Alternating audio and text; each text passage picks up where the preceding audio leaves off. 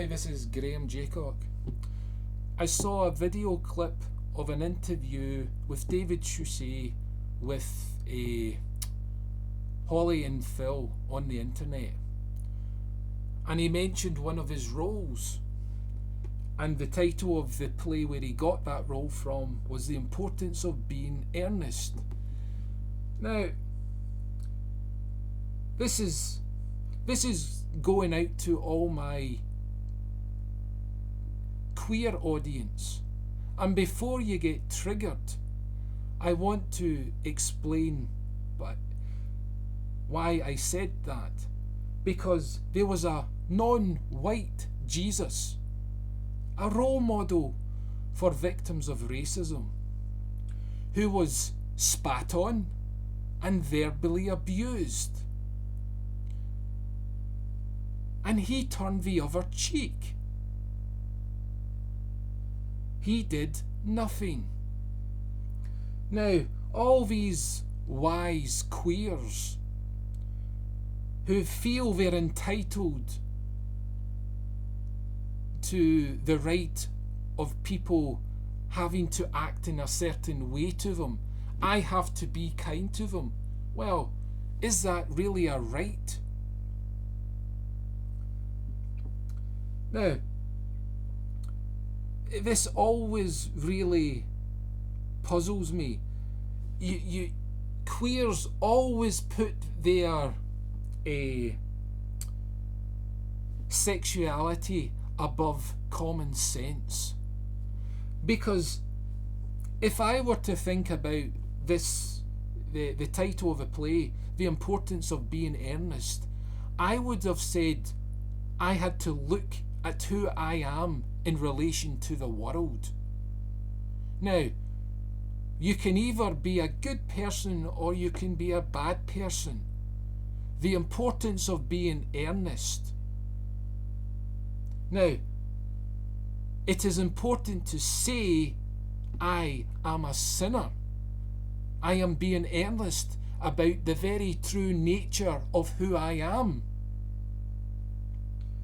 Because when people spout the authority of their sexuality as ruling their bodies, they are testifying that their bodies are perfect and will not corrupt sexuality.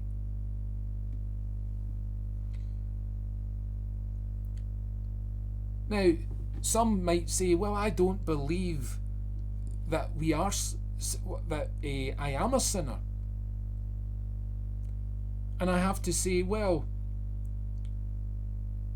that's a form of self-righteousness, because God can choose to send a person to hell because they do not love widows or orphans. So what's wrong with people? I mean, here you're claiming that your sexuality is your right, but is your sin the right? Is your sin the right that you get to influence others to be like you, or even misguided?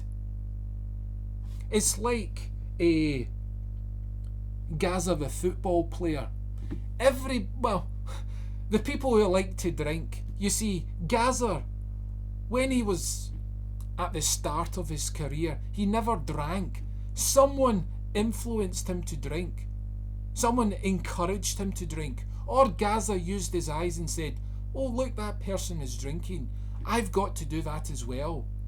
But what people don't understand is the consequences of doing something. And that's where the danger lies. You don't know if you can stop it. You don't know if you have the right attitude.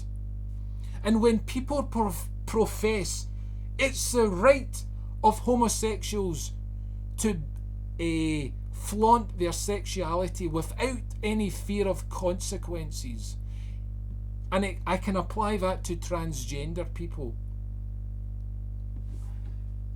And before you might further attack me, I have to say, in response to Christians who decide to be homosexual and say, oh, God loves homosexuals. Well, I'm a very angry person. I'm pretty violent, or I can be violent. Because if anyone does a search on the web of my name, they'll find I have appeared in court.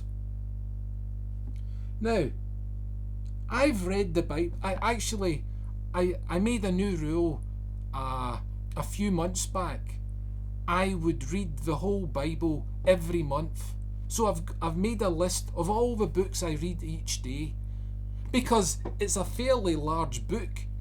And when you read a little small book, you know you always go back to read a book because you might miss things. And it's amazing all the things I've picked up, because the further I get used to seeing the text, my eyes divert to things I missed, and all the pieces of the puzzle become clearer. I'm not there yet completely,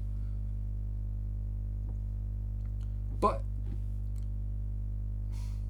this is the thing.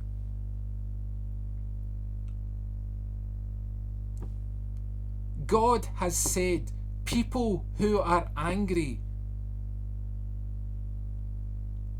are not right with God. You may feel you have a relationship with God, but you don't.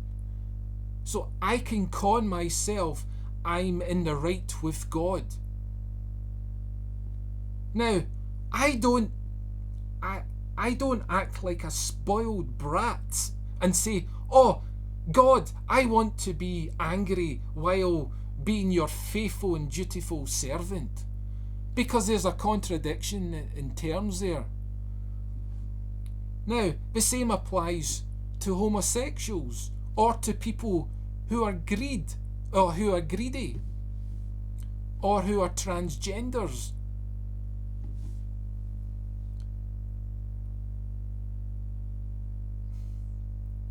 If I've missed anything out, I'll get back and make another video. But that's it for now. I hope I got some sense out of my words. Bye.